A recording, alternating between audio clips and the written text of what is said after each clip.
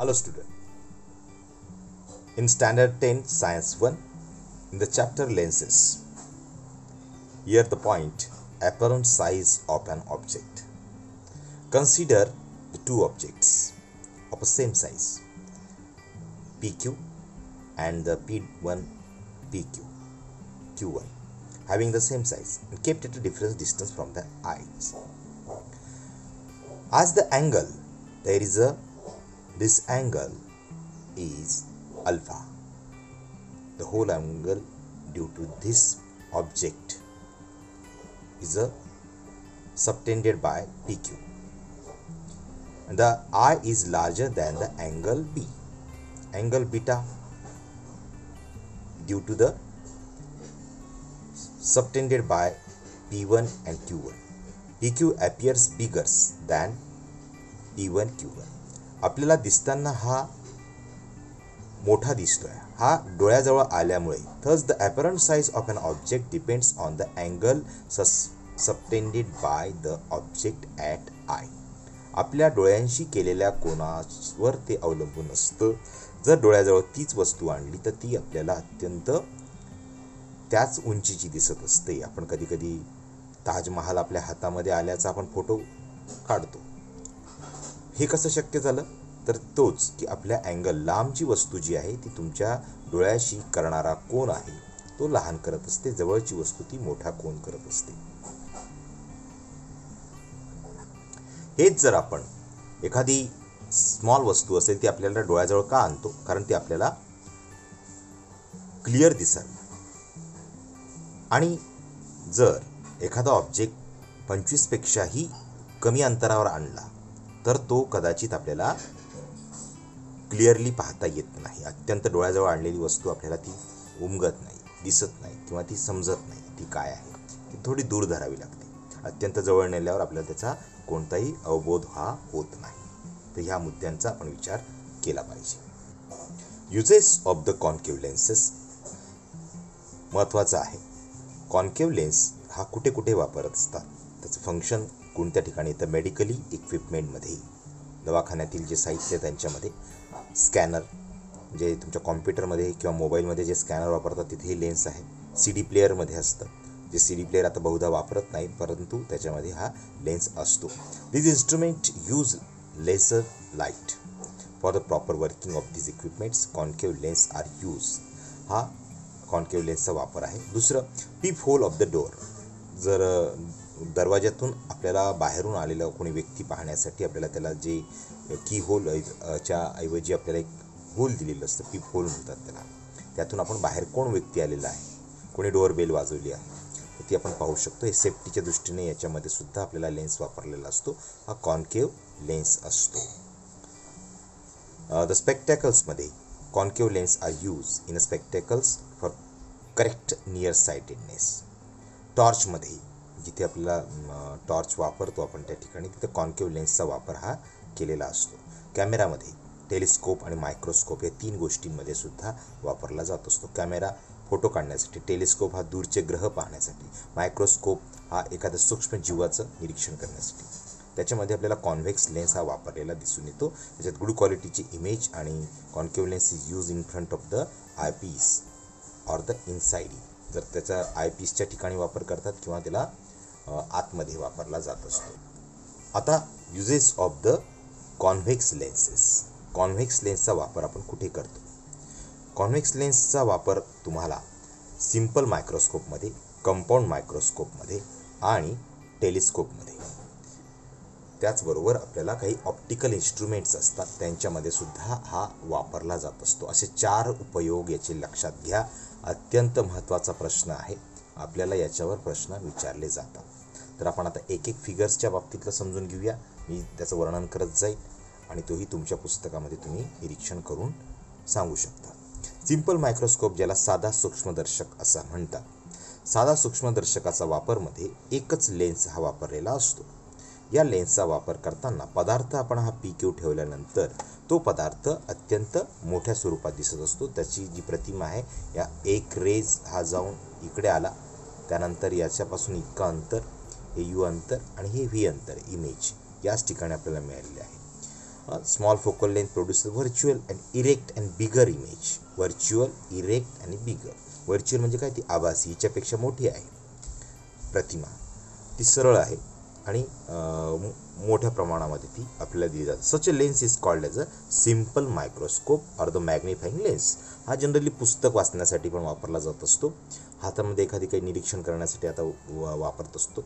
काही वेळेस आता मोबाईलमधील चित्र मोठं लार्जर करण्यासाठी सुद्धा या मॅग्निफिकेशन करण्यासाठी याचा वापर करत असतात. We can get 20 times larger image of an object using the such microscope. तो 20 पट ती इमेज जी आहे ती आपल्याला मोठी करता येऊ शकते. These are use for the watch repairers. महत्त्वाचं आहे, वॉच रिपेअर्सच्या वेळेस तुम्हाला ही आकृती काढायची आहे. वॉच रिपेअर्सवर तर तुम्हाला प्रश्न विचारला गेला, त्याला वॉच रिपेअरर्स असं म्हणतात. रिपेअर करणारा, testing precious gems and the finding their defects. हिरे, माणके जे असतात त्यांचं निरीक्षण करण्यासाठी सुद्धा असा मॅग्निफिकेशन लेन्स वापरतात, साधा सूक्ष्मदर्शक वापरतात. काहीच त्याची इमेज अत्यंत मोठी पण मिळत असते. ती तर आपण त्याचा विशिष्ट अंतरावर फोकसवर ठेवल्यानंतर ती आपल्याला प्राप्त झालेली असते. Object is at the focus, object is close to the lens. ह्या दोन्ही गोष्टी महत्त्वाच्या आहेत. घड्याळ जी असतात ते घड्याळ दुरुस्त करताना डोळ्याला एक लेन्स लावतात आणि त्याच्याने ते घड्याळ दुरुस्त करत असतात. Next, compound microscope. कंपाऊंड मायक्रोस्कोपमध्ये याला कंपाऊंड शब्द का दिलेला आहे, तर कंपाऊंडचा अर्थ याच्यामध्ये 2 लेन्सेसचा वापर केला जात असतो. लक्षात घ्या, इथे या 2 लेन्सेसचा वापर अत्यंत महत्त्वाचा हा टॉपिक आहे की आपल्याला याचा काय कशा वापर होत असतो ते बघूया आपण. The minute object like the blood cell of the plants. याच्यामधून काय केलं जातं, सूक्ष्मदर्शक, संयुक्त सूक्ष्मदर्शक. याला संयुक्त का म्हणतात, कारण याच्यात 2 लेन्स वापरलेले असतात. साध्या सूक्ष्मदर्शकामध्ये एकच लेन्स असतो, इथे 2 असतात, म्हणून याला कंपाऊंड शब्द. याची इमेज आणि याची इमेज एकमेकांमध्ये मिक्स करून मग आपल्याला दोघांचा एकत्रित परिणाम आपल्याला दिसतो आणि मोठी इमेज आपल्याला पाहता येते. मग अत्यंत मायन्यूट असतात, ब्लड सेल्स असतात, प्लांट सेल्स असतात, ॲनिमल सेल्स असतात ना. Living being like bacteria cannot be magnified sufficiently but by the simple microscope. So compound microscope are used to study these objects. Compound microscope is made up of 2 convex lenses, objective आणि हा objective lens आणि हा eyepiece. याला असं का म्हणतात, object इकडे ठेवायचा म्हणून याला ऑब्जेक्टकडे जो असतो तो ऑब्जेक्टिव्ह एका नळकांड्यामध्ये हे बसवलेलं असतं आणि ते ॲडजस्ट करत असतो आपण. हा भिंग एक खालीवर करत असतो, डोळ्याचा भिंग खालीवर करत असतो, ऑब्जेक्टिव्ह हा स्थिर असतो आणि हा ॲडजस्ट करत असतो. The eyepiece has a bigger cross section, its focal length at the larger than that of the objective. ऑब्जेक्टिव्हपेक्षा हा आयपीस मोठा असतो कारण याची फोकल लेंथ जास्त असावी लागते आणि याची फोकल लेंथ कमी असते कारण हा ऑब्जेक्टच्या शेजारी असतो. The higher magnification can be obtain by the combine effect of the 2 lenses. The magnification occurs at 2 stages. The image formed by the first lens act as an object of the second lens. या वाक्याला महत्त्व आहे. आता आपण फक्त बाकीचा याच्यापेक्षा याचा विचार करूया. याची हा जो पदार्थ आहे या पदार्थाची इमेज आपल्याला मिळाली आहे विरुद्ध दिशेला.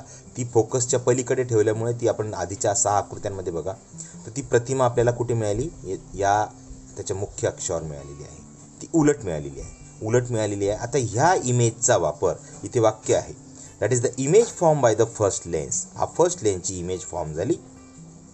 Then this image act as the object. आता ही प्रतिमा जी आहे, इमेज जी आहे ती आता याच्यासाठी ऑब्जेक्ट म्हणून काम करायला लागते. म्हणून याच्या कक्षेच्या आत आल्यानंतर त्या इमेजची पुन्हा इमेज मिळाली, ती ही बघा.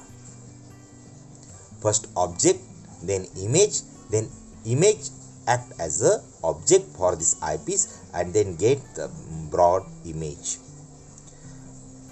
The lens are fitted inside the metallic tube in such way that the distance between can be changed. The axis of the both lens are along the same line. यांचा ॲक्स हा असा बसवलेला असतो की तो सेम असतो, त्यामुळे याची इमेज मिळाल्याबरोबर त्या इमेजचं पुन्हा आपल्याला पदार्थात रूपांतर होऊन जातं म्हणजे त्याच्यासाठी हे पदार्थ म्हणून काम करतं आयपीससाठी, कारण आयपीसचा फोकस हा जास्त लांब आहे. तोपर्यंत इमेज त्याच्या आत पडल्यामुळे ते इमेजची पुन्हा आपल्याला परत, म्हणून अत्यंत मायक्रो सेल्स हा थोडासा मोठा होतो आणि तो उलट दिसल्यावर त्याला परत आणखी आपल्याला लार्जर बघता येऊ शकतं. अशा पद्धतीने कंपाऊंड मायक्रोस्कोपची परीक्षेला तुम्हाला याची माहिती टिप लिहा येऊ शकतं. त्यामुळे अत्यंत महत्त्वाची आकृती आहे. टेलिस्कोप थर्ड पार्ट कोणता? टेलिस्कोप. त्याच्यामध्ये काय यूज करतात? तर टेलिस्कोप म्हणजे दूरदर्शी त्याला म्हणतो आपण. Telescope use the observe astronomical sources like stars and the planets are called as a astronomical telescope. त्याचे दोन टाइप्स असतात. रिफ्रॅक्टिंग टेलिस्कोप याच्यामध्ये रिफ्रॅक्टिंगमध्ये काय केलं जातं? लेन्स वापरतात. आणि रिफ्लेक्टिंग टेलिस्कोप रिफ्रॅक्ट आणि रिफ्लेक्ट लक्षात घ्या. त्या शब्दांचा अर्थ नीट समजून घ्या. रिफ्लेक्ट होणे म्हणजे काय? परावर्तित होणे. रिफ्रॅक्ट होणे म्हणजे काय? त्याच्यातून प्रकाश किरण आरपार जाणे. म्हणून इथे लेन्स वापरतात. रिफ्लेक्टमध्ये साहजिकच आहे की तिथे मिरर असल्याशिवाय ते होऊ शकत नाही. मिरर आणि लेन्स या दोन्हींचा वापर आता याच्यामध्ये आपल्याला घडून येताना दिसतो. Both the objects the eyepiece which forms the final image objective lens has a large diameter and the larger focal lens because of which maximum amount of the light coming from the distance object can be collected. आता objective याच्यामध्ये मोठा असतो. ही पहा, objective याच्यामध्ये मोठा आहे, eyepiece हा छोटा आहे. आता इथे सेम कंपाऊंड मायक्रोस्कोपच्या विरुद्ध इथे प्रकार आहे. तर इथे काय होतं की हा मोठा का असावा? कारण मोठ्या लांबून येणारा प्रकाश जो आहे स्टार्स वगैरे तिकडून येणारा तर तो तिथे कलेक्ट व्हावा नीट आणि त्याची इमेज आपल्याला या ठिकाणी मिळालेली आहे. आता ही इमेज जी आहे ती याच्यासाठी पदार्थ म्हणून काम करतं आहे. आयपीस लहान असल्यामुळे त्याच्या नजीक आल्यामुळे ते आपल्याला त्याच्या फोकसच्या केंद्रामध्ये आल्यानंतर आपल्याला त्याची इमेज आपल्याला इथेच ती जवळच्या जवळ आपल्याला प्राप्त झालेली दिसून येते. तर ही आयपीसचा याचा वापर करून the size of the eyepiece is smaller and it is focal length also the less. Both the lenses are fitted inside the metallic tube in such way that distance between them can be changed. The principal axis of the both lenses are along the same straight line, generally using the same objective but the different eyepiece. Different magnification can be obtained. तर अशा पद्धतीने याच्यातल्या ह्या आकृत्या तुम्ही proper काढल्या पाहिजेत. या फोकसमधून आपण आयपीस आणि त्याच्यातला आयपीसचा फरक हा समजून घ्या. नेक्स्ट याच्यामध्ये आपल्याला आता ऑप्टिकल इन्स्ट्रुमेंटमध्ये काय वापरतात? तर ऑप्टिकल इन्स्ट्रुमेंटमध्ये आपल्याला कॅमेरा, प्रोजेक्टर आणि स्पेक्ट्रोग्राफ यांच्यामध्ये वापरला जात असतो. त्यानंतर convex lens are also use in correcting आपल्याला स्पेक्टेकल्समध्ये वापरतात करेक्टिंग द फार सायटेडनेससाठी. तर हे याचे उपयोग लिहून घ्या. पर्सिस्टन्स ऑफ द व्हिजन म्हणजे आपल्या डोळ्यामध्ये जेव्हा प्रतिमा तयार होत असते ती प्रतिमा रेटिनावर उमटत असते. रेटिनावर कोणत्याही पदार्थाची इमेज आधी येते. इमेज ती जी आहे ती इमेज रेटिनावर तयार होतं. Image is on retina as long as the object is in front of us. जेवढं तुमच्या समोर असतो तेवढा वेळ ती रेटिनावर उमटण्याचा प्रयत्न करत असते. ही इमेज किती वेळपर्यंत राहत असते? त्यानंतर मात्र ती काही कालावधीपर्यंत राहते आणि नंतर डिसॅपियर होत जाते. अन्यथा आपल्या डोळ्यामध्ये ते सेव्ह राहत गेल्या असत्या तर काय झालं असतं? तर अनेक चित्रांची तुमच्या डोळ्यामध्ये सरमिसळ झाली असती. म्हणून काय होतं की आपल्या रेटिना ही फक्त म्हणजे आपण बघतो की the image disappear as soon as the object is taken away. However this is not instantaneous and image remains imprinted or on retina for 1/16 of the second. एका सेकंदामध्ये त्याचा म्हणजे आपण बघतो की एका सेकंदाच्या त्या 16वा पार्ट त्याने तो तेवढा सेकंद ती तुमच्या डोळ्यावर स्थिर राहत असते. जेव्हा तुम्ही तो बाजूला काढला तरी ती तेवढ्या कालावधीपर्यंत तुमच्या डोळ्यावर सेन्सेशन करून राहील. The sensation on retina persist for a while. This is called as a persistence of the vision. आणि यामुळेच आपण आजचे जे सिनेमे बघू शकतो, आजचा जो व्हिडिओ प्रकार पाहू शकतो, व्हिडिओ म्हणजे दुसरं तिसरं काही नसून एक इमेज 16 वेळा ती दाखवली जात असते. एक कृती जी आहे, समजा ही पेन्सिल उचलतोय तर याचा 1 सेकंद बघा, एका सेकंदातला 16 1 2 3 4 5 6 असं 16 इमेज एकत्र येतील आणि त्या जलद गतीने ओढल्या तर तुम्हाला हे परसिस्टन्स हे आपल्याला होऊ शकतं. तुम्ही बघा कधी कधी एखादा पुस्तक घ्या, पुस्तकावर एखादी आकृती काढा, त्या आकृतीच्या अर्धा भाग मग त्याच्याने कार्टून नेटवर्क जे आलेलं आहे, कार्टून चलचित्र जे असतात सिनेमा चलचित्र जी असतात ती याच तत्वावर आहेत. ती जी असतात ती 1 सेकंदाचा 16वा भाग या पद्धतीने ती आपल्या डोळ्यावर स्थिर असतात. तुम्ही कोणतीही एखादी वस्तू समोरची बघा आणि डोळे बंद करा काही सेकंदामध्ये, ती वस्तू तुमच्या काही सेकंद डोळ्यासमोर उमटत राहते. हा त्याचाच प्रकार आहे. त्यानंतर आपल्या रेटिनामध्ये 2 प्रकारच्या सेल्स असतात, त्यांना सेन्सिटिव्ह सेल्स असं म्हणतात. हा महत्त्वाचा टॉपिक आहे. एक रॉड प्रकारचे असतात, दंडगोलाकार सेल्स असतात, ते प्रकाश च्या बाबतीत सेन्सिटिव्ह असतात. आणि दुसरे असतात त्या कोनिकल शेप म्हणजे सेल्स असतात, यांना शंकुकृती सेल असं म्हणतात, पेशी असतात, शंकुपेशी म्हणतात. त्या रंग सेन्स करत असतात, रिस्पॉन्ड करत असतात. म्हणजे बघा 2 गोष्टी त्या रेटिनामध्ये असल्या पाहिजेत. जर त्या नसल्या, या दोन्ही प्रकारच्या सेल्स नसल्या, एक रॉड सेल्स आणि कोनिकल सेल्स नसल्या, तर त्या व्यक्तीला दिसत नाही, त्याला त्याच्या डोळ्याची ज्योती गेलेली आहे असं आपण म्हणतो.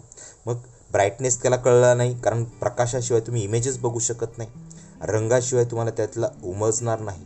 मग ह्या दोन्ही प्रकारच्यामध्ये कधीकधी काही व्यक्तींना परिणाम झालेला असतो. म्हणजे ज्यांच्यामध्ये रॉड सेल्स नसतात त्यांना रात आंधळेपणा येत असतो, ज्यांच्यामध्ये कोनिकल सेल्स नसतात त्यांना रंग आंधळेपणा येत असतो. त्याला कलर ब्लाइंडनेस आणि नाईट ब्लाइंडनेस हे दोन्ही प्रकार आपल्याला माहिती असावेत. तर आपल्या ब्रेनमध्ये या प्रकाराचा नेहमी परिणाम हा आपल्याला दिसून येत असतो. ज्यांना रंग दिसत नाही, आता कोनिकल सेल्स जे आहेत त्या 3 रंगांना फक्त प्रतिसाद देत असतात. कोणत्या कोणत्या? तर ते 3 रंग म्हणजे ग्रीन, रेड आणि ब्ल्यू, या 3 रंगांना ते प्रतिसाद देत असतात. हे प्रतिसाद दिल्यामुळे आपल्याला इतर रंग मिश्र होऊन त्याच्याने आपल्याला इमेज समजत असते. आजही आपल्याला ह्या 3 रंग महत्त्वाचे असतात. म्हणून बघा जनरली रेड, ग्रीन आणि ब्ल्यू आणि यांचा वापर केला जात असतो ह्या लोकांना ज्यांना कलर ब्लाइंडनेस असतं, यांना हे 3ही रंग कळत नाहीत. तर त्यामुळे त्यांना वाहनांचं लायसन्स मिळत नाही. ज्या लोकांना this persons can not recognise this colours, can not distinguish between the different colours, त्यामुळे ते फरक सांगू शकत नाही. तर this persons are said to be colour blind, आणि त्यांना कलर ब्लाइंड असं म्हटलं जात असतं. या व्यक्तींना रंग आंधळेपणा त्याला मराठीत म्हणतात.